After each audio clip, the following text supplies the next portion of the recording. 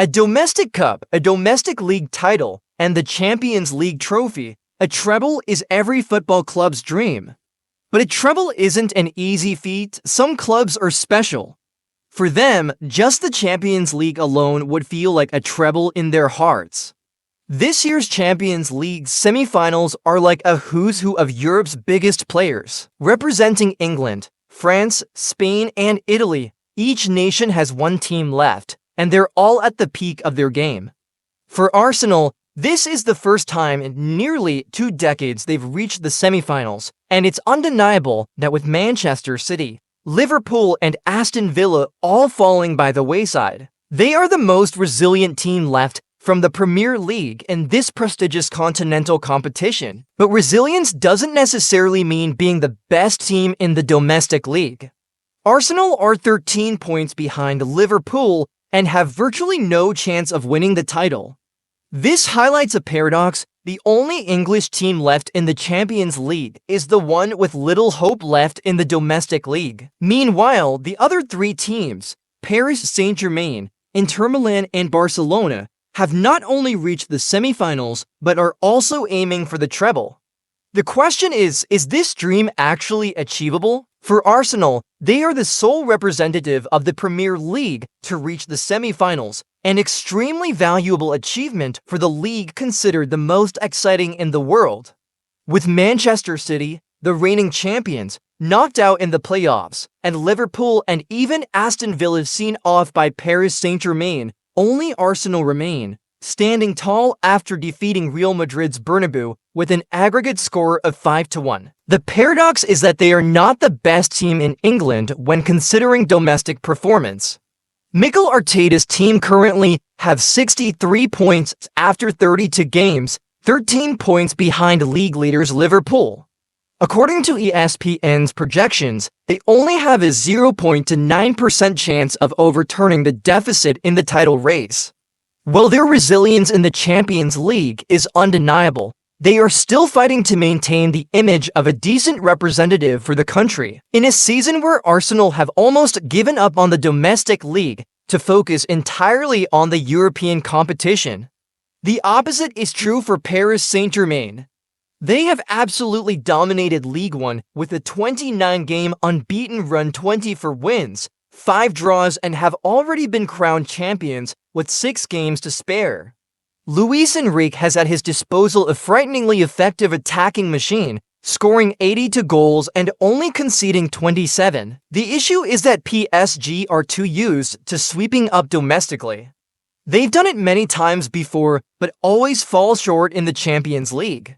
And that's the big shadow they want to escape.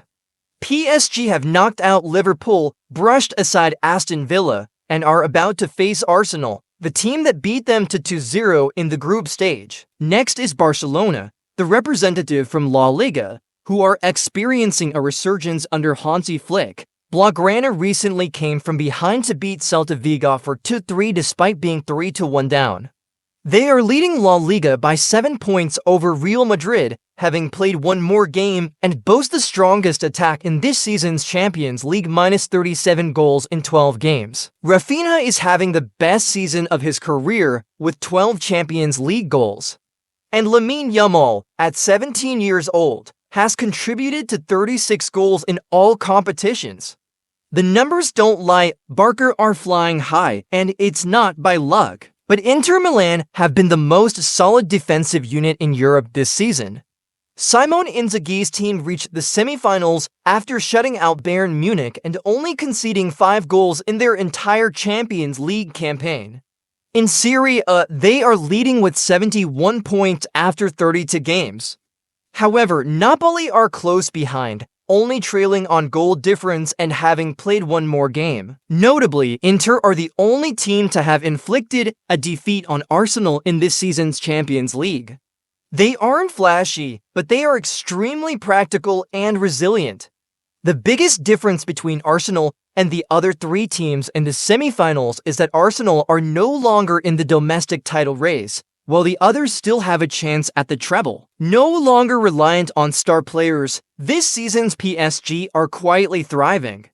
They won League One with 6 games to spare, reached the final of the French Cup against Rennes, a team they are unbeaten against in their last 10 encounters. And now, they face Arsenal in the Champions League semi-finals, the final hurdle before the dream final. PSG's treble scenario is clear, straightforward, and easy to imagine. Beat Arsenal, progress to the Champions League final. They have good form, a stable squad, Dembele and Barcola are in form, and Enrique understands the pressure of the Champions League. If ever there was a time for PSG to dream big, it's now. The most important thing isn't the results, but how PSG achieved them. No more glamorous stars, no more media circuses, just a united group, playing like a cold-blooded machine under Enrique's guidance. This League One season has seen PSG unbeaten in 29 games, 24 wins, 5 draws, 22 points clear of Marseille. Dembele, Barcola, and Vitinha are thriving, and even players once considered supporting cast are flourishing. Dembele has truly been reborn since being placed in a system that no longer requires him to carry the burden like at Barcelona. In the French Cup, they face Rennes, a team PSG haven't lost to in their last 10 meetings. Despite drawing the last 3 matches, PSG are still clear favorites given their current form. They beat Dunkerque for 2-2 away from home, maintaining their consistent goal-scoring ability, and aren't reliant on any single individual. The Champions League, where PSG came closest to glory in 2020, but the defeat to Bayern cast out over the project. Now, without the likes of Neymar and Mbappe, PSG enter the semi-finals with a solid tactical framework. Their opponent, Arsenal, the team that beat Real Madrid 5-1 and are rated as the #1 contenders by Opta. However, PSG are no slouches either. Supercomputers predict they have a 24% chance of winning, the 3rd highest. Enrique's experience in this competition could be the difference maker. With their explosive and fast-paced attack, PSG can create moments of brilliance, but Arsenal have a very solid defense, organized with high discipline. The match will be very unpredictable. This season's PSG have earned the respect of Europe, not through individual brilliance, but through a team that knows how to sacrifice, endure, and win. The treble is no longer just a slogan, but a concrete goal. Inter Milan, they are preparing to play the second leg of the Coppa Italia semi-final against AC Milan after drawing 1-1 in the first leg.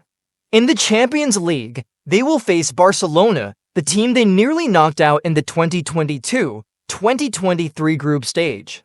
The treble scenario for Inter is possible, but very fragile. They have to overcome Barca's fearsome attack, maintain their form in Serie A against pressure from Napoli, and win the Milan derby. Inter's biggest problem is their schedule. From now until the end of May, they face a crucial match every 3 days on average. Despite having a good squad and organization, Inter are stretched to their limits. They face the possibility of repeating the glorious treble achieved under Mourinho in 2010, but to realize that dream, they must overcome a challenging journey, where one slip-up can erase all their efforts. In Serie A, the race with Napoli is still undecided. Both teams have 71 points, but Inter have played 1 game fewer. Inter's defense has only conceded 31 goals in 32 games, the best in the league. However, Conte's Napoli are still close behind and ready to pounce if Inter stumble. Inter's upcoming schedule is not easy either. They still have to play Roma, Bologna, Torino, teams that still have their own objectives. With the Serie A schedule interspersed with cup matches, every game becomes a life-or-death battle. In the Coppa Italia, the 1-1 first-leg draw in the semi-final against AC Milan makes the Derby della Madonnina even more unpredictable. The second leg on 24/04 will be a no-holds-barred contest, not only for a place in the final, but also for the pride of the two halves of Milan. Inter must go all out, because the Coppa Italia is one of the 3 parts of the treble, and they cannot afford to neglect it. The Champions League will be the biggest challenge, where Inter face Barcelona, a clash between a fearsome attack and a steel defense. Barca, with Rafinha, Lewandowski, and Yamal, are in form, but Inter won 1-0 and drew 3-3 with Barca in last season's group stage. Under Inzaghi, Inter defend scientifically, compactly, and have only conceded 5 goals in 12 Champions League games this season. The question is whether they have the stamina to maintain that high intensity when they have to play every 3 to 4 days and travel constantly between domestic and European fixtures. From now until the end of May, Inter have to play 8 crucial matches across 3 competitions. This requires squad depth, flexible rotation, and a steely mentality. Inzaghi has no other choice: either continue to overcome every challenge as they have done all season, or watch the treble dream shatter before their eyes.